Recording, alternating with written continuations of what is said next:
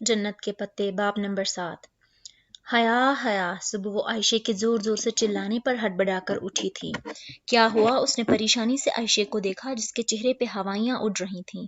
भारे घर पे नहीं है वो, कब कहीं भी नहीं है, मेरी सारी गलती है, मैंने कल उसे डांटा था। आयशे बस रो देने को थी। वो एक झटके से बिस्तर से निकली थी। बाहर खड़े गार्ड ने उन्हें बताया कि उसने बहारी को बाहर जाते नहीं देखा। वो पिछले दरवाजे से निकली होगी। इस घर में एक पिछला दरवाजा भी है, अब्दुल रहमान की इनायत, वो हर शे में बेकडोर रखता है। आयशे तलखी से बड़बड़ाती उसके साथ बाहर निकली। आयशे, मुझे पता है वो किधर होगी। उसे यकीन था कि वो समुंदर पे गई होगी। जब वो उस वीरान साहिल पर पहुंची तो उन्हें दूर से ही नजर आ गई।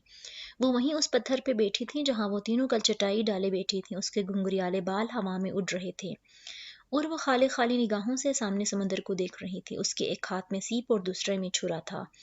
बहारे, आयशे बेमुश्किल आंसू रोकती भागती हुई बहारे के गले लग गई। तुम ऐसे क्यों आ गई? मैं इतनी परेशान हो गई थी। बहारे ने वीरान सी निगाहें उठाकर उसे देखा, फिर हाथ में पकड़ी सीप आयशे के सामने की। आयशे, मेरा सीप भी खाली निकला। उसने बहुत दुख से सीप खोल कर दिखाई। तुम मेरे सारे मोती ले लेना, मैं उन्हें अब बाजार में नहीं बेचूंगी। तुम हया के तीनों मोती भी ले लेना जो उसके कजन ने दिए थे, मगर अब तुम रोओगी नहीं। नहीं आयशे, बहारे ने नफी में सर हिलाया। मेरा मोती खो गया है, वो अब कभी वापस नहीं आएगा। हया बहारे के सामने दो जानों होकर बैठी और उसके गीले हाथ थामकर उसके आंखों में देखकर कहने लगी, चीजें वक्ती होती हैं, टूट जाती हैं, बिखर जाती हैं, रवैये दायमी होती हैं, सदियों के लिए अपना असर छोड़ जाते हैं। इंसान को कोई चीज नहीं हरा सकती जब तक कि वो खुद हार मान ना ले, और आज तुमने एक खोए हुए मोती से हार मान ली। बहारे ने धीरे से नफी में सर हिलाया, वो जैसे कुछ कह नहीं पा रही थी। अपने दुख में दूसरों का दिल नहीं दुखाते बहारे, मैं तुम्हें बिल्कुल वैसा ही नेकलेस ला दूंगी, प्रॉमिस।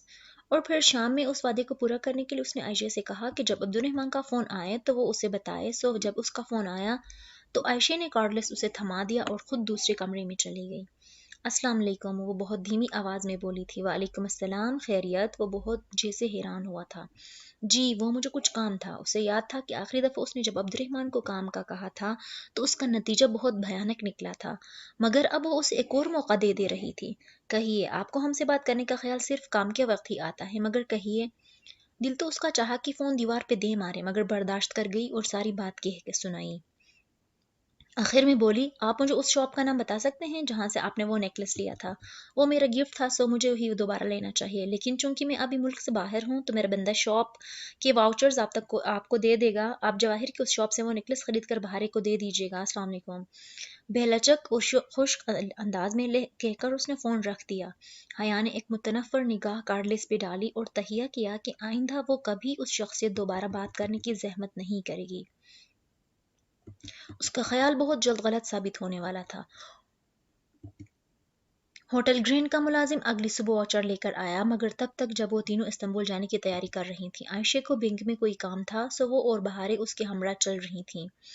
हया ने वॉचर्स लेकर कमरे में रखे, मगर फेरी के लिए रवाना होते वक्त वो उन्हें उठाना भूल गई। सो इस्तांबुल आकर वो जवाहिर नहीं गई। नेकलेस फिर कभी खरीद लेगी, क्योंकि उसमें तो परोना तो बहारे का मोती ही था। जो जाने कब निकले, मगर सबांजी के ड्रॉम में जाकर वो अपना पजल बुक्स जरूर उठा लाई थी। वो सुबह के क्लासेस का टाइम था और ड्रॉम खाली पड़ा था। सो न वो किसी से खुद मिली, ना ही किसी से सामना हुआ। उसकी स्प्रिंग ब्रेक खत्म हो गई थी, मगर वो उससे ऊपर 2-3 दिन की छुट्टी कर सकती थी। पजल बुक्स और चंद जरूरी चीजें लेकर जब वो बाहर आई तो आयशे के कामों में इतना वक्त ही नहीं मिला कि सकला स्ट्रीट जा सकती। वो दोपहर तक वापस ही आ गए थे। अपना पजल बुक्स उसने एहतियात से अलमारी में कपड़ों के नीचे रखा। अब उसने जल्द अज जल्द उसे खोलना था। रात वो आयशे और बहारे के सोने के बाद पजल बुक्स निकालकर दबे कदमों में चलती बाहर आई। उसका रुख किचन की तरफ था। काउंटर से टेक लगाकर खड़े उसने कोड बार की स्लाइड्स ऊपर नीचे करना शुरू की। पहले उसने आयशे लिखा, मगर बक्स जामिद रहा। उसे यही तवक्को थी, यकीनन बॉक्स लेते ही खरीदार ने पासवर्ड बदल दिया होगा। फिर उसने यकीन लिखा, जो आग को तुर्की में कहते हैं। बक्स जू का तू रहा। उसे यही उम्मीद थी। अब उसे वो करना था जिसकी तरफ हराक्लतिस का कौल इशारा कर रहा था। आग, असली वाली आग। उसने माचिस उठाई और तीली सुलगाकर बॉक्स के करीब लाई, मगर आंच लकड़ी को सियाह करने लगी और शोला तीली को खाकर उसकी उंगली तक पहुंचने लगा तो उसने झुंझलाकर तीली फेंकी। चंद लम्हे वो कुछ सोचती रही, फिर बॉक्स लिए बाहर आई। लॉन्ग रूम का आतिशदान सर्द पड़ा था। उसने नाप फेर कर आग लगाई तो मसनूई लकड़ियों वाला हीटर जल उठा।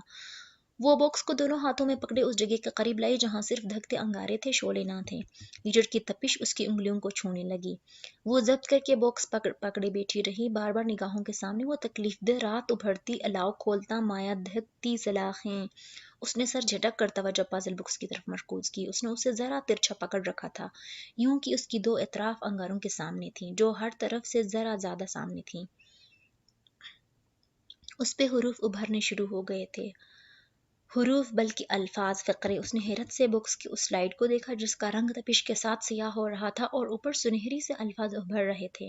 وہ شاید لاشعوری طور پر کسی 6 حرفی لفظ کی توقع کر رہی تھی، مگر یہاں تو حیا نے باکس آگ سے ہٹا کر دیکھا، اس پہ لکھے 2 فقرے واضح تھے۔ وہ کوئی نظمیہ شعر تھا۔ Marked on Homer's doubt, a stick with twin spots. Humour کے شبہات پہ نشان زدہ ایک چھڑی جس کی 2 نوکیں ہوتی ہیں۔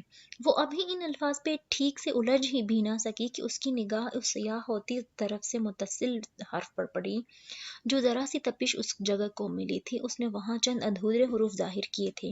حیا نے وہ طرف آگ کے سامنے کی۔ ادھورے الفاظ مکمل ہو کر ایک شعر میں ڈھل گئے۔ Round the emerald crucified and the freedom prettified. مصلوب زدہ زمرد اور ٹھہری ہوئی آزادی کے گرد۔ کسی احساس کے تحت اس نے تیسری متصل دیوار کو آنچ دکھائی۔ باکس کے تیسری طرف بھی کسی جادوئی اثر کی طرح سیاہ پڑنے لگی اور اوپر جیسے کوئی اندیکھا قلم سنہری روشنائی سے لکھنے لگا۔ Snapped there a bloody pine, split there some tears divine. ادھر خون میں ڈوبا صنوبر چٹکتا تھا اور آفاقی آنسو بکھرتے تھے۔ اب کوٹ بار سے متصل 2 دیواریں اور تیسری جو کوٹ بار کے بالکل متوازی تھی حروف سے بھری جا چکی تھی۔ باقی اوپر ڈھکن کی سطح جہاں ہراقلتس کا قول لکھا تھا رہ گئی تھی، یا پھر نچلی طرف۔ اس نے دونوں کو آنچ دکھائی مگر کچھ نہ ہوا۔ اب صرف کوٹ بار والی طرف بچی تھی۔ حیا نے احتیاط سے اس کو انگاروں کے قریب کیا۔ جیسے جیسے تپش لکڑی کو چھوتی گئی، کوٹ بار کے 6 چوکٹوں کے اوپر ایک شعر ابھرتا گیا۔ A love lost its symbolic smell, under which the lines dwell. علامتی خوشبو میں ایک پیار کھو گیا جس کے نیچے لکیریں رہتی ہیں۔ پزل بکس کا آخری شعر 8 مصروں کی نظم مکمل ہو گئی تھی۔ اب یہ نظم کس طرف اشارہ کر رہی تھی یہ اس کو اب ہی سوچنا تھا۔ پہلی بار اسے بری طرح سے متسم کی کمی محسوس ہوئی تھی۔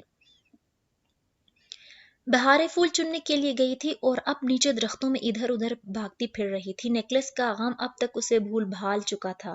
وہ عائشہ کے ساتھ ایک درخت تلے چٹائی پہ بیٹھی اس کی ہدایت کے مطابق ہاتھ میں پکڑے لکڑی کے ٹکڑے کو تراش رہی تھی۔ سپہر کی نرم سی دھوپ سرخ صنوبر کے درختوں سے چھن چھن کر ان پر گر رہی تھی۔ ایک پزل باکس بنانے کے لیے 507 لکڑی کے چھوٹے بڑے ٹکڑے درکار ہوتے ہیں۔ خاصا محنت طلب کام تھا۔ عائشہ نے اناتولیہ کے ایک گاؤں میں کسی معمر چینی کاریگر سے یہ فن سیکھا تھا۔ تمہیں واؤچرز منگوانے کی ضرورت نہیں تھی، عبد الرحمن کی تو قیمتی تحائف دینے کی عادت ہے، یوں ہی بہارے کی عادتیں بگڑتی جائیں گی۔ اس کی بات پہ حیا نے سر اٹھایا۔ اس نے ڈھیلی چوٹی باندھ کر آگے کو ڈال رکھی تھی اور چند لٹیں چہرے کے اطراف میں جھول رہی تھیں۔ میں تو اپنی طرف سے دینا چاہتی تھی مگر اس نے میری پوری بات ہی نہیں سنی۔ اب لے ہی آیا ہے تو واپس کیا کرنا؟ وہ سر جھکا کر رند لکڑی کے ٹکڑے پہ آگے پیچھے رگڑنے لگی۔ لکڑی کی باریک رول شدہ چپس سے نیچے گر رہے تھے۔ اور وہاں بہارے نے تمہارے لیے کچھ خریدا تھا؟ اسے لگا اس نے تم سے اس دن بہت بدتمیزی کر دی تھی۔ اچھا کیا خریدا ہے؟ وہ مدھم مسکراہٹ کے ساتھ پوچھنے لگی۔ ایک ریشمی سکارف ہے۔ مگر میں تو سر پہ سکارف نہیں لیتی، بے اختیار اس کے لبوں سے نکلا۔ پھر پچھتائی؟ کسی کے تحفے کے لیے ایسے تو نہیں کہنا چاہیے۔ کوئی بات نہیں، تم گردن میں لے لینا۔ ہاں یہ ٹھیک ہے۔ وہ مسکرا کر دوبارہ رند لکڑی پہ رگڑنے لگی۔ تمہیں پتہ ہے عائشہ، جب میں چھوٹی تھی نا، 10-11 سال کی، تب مجھے سکارف پہننے کا بہت شوق تھا۔ میرے ابا اور طاہر فرقان دونوں مجھے اکثر سر ڈھانپنے کو کہا کرتے تھے۔ انہیں ایسے بہت اچھا لگتا تھا۔ میری اماں بھی سوچتی تھیں کہ میں سر ڈھاکا کروں تاکہ میرے چہرے پہ نور آ جائے اور میں اللہ تعالیٰ کے بہت قریب ہو جاؤں۔ انہوں نے مجھے قرآن حفظ کرنے کے لیے ایک اسلامک اسکول میں بھی داخل کرا دیا تھا، مگر میں وہاں سے تیسرے روز ہی بھاگ آئی۔ तब मेरा स्कार्फ पहनने को बहुत दिल चाहता था, तो क्यों नहीं खरीद लिया? जवाबन हया ने धीरे से शाने उचकाए। मुझे आहिस्ता आहिस्ता समझ आ गई कि मेरा फेस कट ऐसा है कि मैं स्कार्फ में अच्छी नहीं लगूंगी। वो कहकर सर झुकाए काम करने लगी। आयशे उस तरह हाथ रोके उसको देख रही थी। किसको? हाँ, उसने नासमझी से सर उठाकर आयशे को देखा। तुम किसको स्कार्फ में अच्छी नहीं लगोगी? लोगों को और कैमरे को, मसलन तस्वीरों में, और खुद को और अल्लाह ताला को। आयशा धीरे से मुस्कुराई। उसकी सब्ज आंखें नरम धूप पे सुनहरी लग रही थीं। हो सकता है तुम अल्लाह ताला को स्कार्फ में बहुत अच्छी लगती हो। वो एकदम बिल्कुल सुन हुई आयशे को देखे गई। तुमने एक दफ़ा मुझसे पूछा था हया कि मैं इस हर वक्त स्कार्फ क्यों पहनती हूँ? आयशा सर झुकाए लकड़ी के टुकड़े का किनारा तराशे हुए कह रही थी। मैं तुम्हें बताऊं, मेरा दिल भी करता है कि मैं वो खूबसूरत मलबूसात पहनूं जो बेवकूफ़ दामें इस्तांबुल या इटली और स्पेन की लड़कियां पहन कर आती हैं, बिल्कुल जैसे मॉडल्स पहनती हैं। और जब वो ऊंची हील के साथ ट्रेन पे चलती आ रही होती हैं तो एक दुनिया उनको मशहूर होकर देख रही होती है। मेरा दिल भी करता है कि मैं भी ऐसे स्मार्ट और ट्रेंडी डिज़ाइन लिबास पहनकर जब सड़क पे चलूं तो लोग मुतासिर होकर मुझे देखें। लेकिन वो सांस लेने को रुकी। हाया बिना पलक झपके सांस रोके उसे देख रही थी। लेकिन फिर मुझे एक ख्याल आता है, ये ख्याल कि एक दिन मैं मर जाऊंगी जैसे तुम्हारी दोस्त मर गई थी, और मैं उस मिट्टी में चली जाऊंगी जिसके ऊपर मैं चलती हूँ। फिर एक दिन सूरज मगरिब से निकलेगा और ज़मीन का जानवर ज़मीन से निकल कर लोगों से बातें करेगा, और लाल आंधी हर सू चलेगी। उस दिन मुझे भी सबके साथ उठाया जाएगा। तुमसे कभी ओलंपिक्स के वो स्टेडियम्स देखे हैं जिसमें बड़ी बड़ी स्क्रीन नस्ब होती हैं? मैं खुद को एक ऐसे स्टेडियम में देखती हूँ, मैदान के इन वस्त में खड़े। स्क्रीन पे मेरा चेहरा होता है और पूरा मैदान लोगों से भरा होता है। सब मुझे ही देख रहे होते हैं और मैं अकेली वहां खड़ी होती हूँ। मैं सोचती हूँ हया, अगर उस वक्त मेरे रब ने मुझसे पूछ लिया कि अनातोलिया की आयशे गुल, अब बताओ तुमने क्या किया? ये बाल, ये चेहरा, ये जिस्म, ये सब तो मैंने तुम्हें दिया था। ये ना तुमने मुझसे मांगकर हासिल किया था और न ही उसकी कीमत अदा की थी। ये तो मेरी अमानत थी। फिर तुमने इसे मेरी मर्जी के मुताबिक इस्तेमाल क्यों नहीं किया? तुमने इससे वो काम क्यों लिए जिनको मैं नापसंद करता हूँ? तुमने उन औरतों का रास्ता क्यों चुन लिया जिनसे मैं नाराज था? मैंने उन सवालों के बहुत जवाब सोचे हैं, मगर मुझे कोई जवाब मुतमईन नहीं करता। रोज सुबह स्कार्फ लेने से पहले मेरी आंखों के सामने उन तमाम हसीन औरतों के दिलकश सरापे गर्दिश करते हैं जो टीवी पे मैंने कभी देखी होती हैं, और मेरा दिल करता है कि मैं भी उनका रास्ता चुन लूं। मगर फिर मुझे वो आखिरी अदालत याद आ जाती है। तब मैं सोचती हूँ कि उस दिन मैं अल्लाह को क्या जवाब दूंगी। मैं तराजू के एक पलटरे में वो सरापा डालती हूँ जिसमें मैं खुद को अच्छी लगती हूँ, और दूसरे में वो जिसमें मैं अल्लाह को अच्छी लगती हूँ। मेरी पसंद का पलड़ा कभी नहीं झुकता, अल्लाह ताला की पसंद का पलड़ा कभी नहीं उठता। तुमने पूछा था कि मैं स्कार्फ क्यों लेती हूँ, सो मैं ये इसलिए करती हूँ क्योंकि मैं अल्लाह ताला को ऐसे अच्छी लगती हूँ। और अब छुरे की नोक से लकड़ी के किनारे में खम डाल रही थी। लकड़ियां समुंदर की रेत की मानंद होती हैं हया। आया पड़ी रेत अगर साहिल पे हो तो कदमों तले रौंदी जाती हैं, और अगर समंदर की तह में हो तो कीचड़ बन जाती हैं। लेकिन उसी रेत का वो जर्रा जो खुद को एक मजबूत सीप में ढक ले, वो मोती बन जाता है। जौहर उस एक मोती के लिए कितने ही सीप चुनता है वो, और फिर उसे मोती को मखमली डब्बों में बंद करके महफूज तिजोरियों में रख देता है। दुनिया का कोई जौहरी अपनी दुकान की शोकेस में असली ज्वेलरी नहीं रखता, मगर रेत के जर्रे के लिए मोती बनना आसान नहीं होता। वो डूबे बगैर सीप को कभी नहीं पा सकता। हया अब उसे देख रही थी। वो सर झुकाए रेकमाल लकड़ी के टुकड़े पर रगड़ रही थी। लकड़ी की घुंघरियाली पत्रियां उतर कर नीचे गिर रही थी। उसके अंदर भी कुछ ऐसा ही चटक रहा था। क्या वो समझ नहीं पाती थी? वो कभी कभी उसे लगता था कभी नहीं समझ सकेगी। कुबरा बहलुल के घर और उनके खेत में काम करते, अदाचाई के पत्ते चुनते, उनकी मुर्गाबियों को दाना डालते, वो अब उन सब से छोटे छोटे बेजाहिर बेजरर से सवाल कसरत से पूछने लगी थी। वो आयशे के बताए गए दो को कुबरा बहलुल के दो से जमा करके देखती, जवाब 4 के बजाय 400 निकलता। अब उसे फिर से अब्दुर्रहमान पाशा के फ़ोन का इंतज़ार था, कब वो फ़ोन करे और वो अपने पत्ते फेंके। खेल पाशा ने शुरू किया था, अब ख़त्म वो करेगी। चंद ही रोज़ में उसे ये मौका मिल गया। फ़ोन की घंटी बजी तो उसने कार्डलेस उठाया और ऊपर स्टडी में आ गई। हेलो, उसने बेज़ाहिर सादगी से कहा। दूसरी जानिब चंद लम्हों की खामोशी छाई रही। फिर उसकी भारी खुरदरी आवाज़ सुनाई दी। हया बीबी, कैसी हैं आप? मैं ठीक हूँ, आप सुनाइए। जी अल्हम्दुलिल्लाह। आप क्या कर रही थी? वो मोहतात लहजे में पूछ रहा था, जैसे उसका फ़ोन उठाने का मकसद ना समझा हो। मैं एक कहानी लिख रही थी, कहाँ तो सुनाओ। इसकी बार दूसरी जानिब मुतज़ब्ज़िब खामोशी छाई रही। फिर वो गहरी सांस लेकर बोला, जी सुना दीजिए। 3 साल पहले की बात है। इंडिया के एक आमसा स्मगलर अपनी माँ और भाई के साथ पास बेवकदा आता है। उसका भाई अदा में एक बहुत कामयाब होटल चला रहा होता है।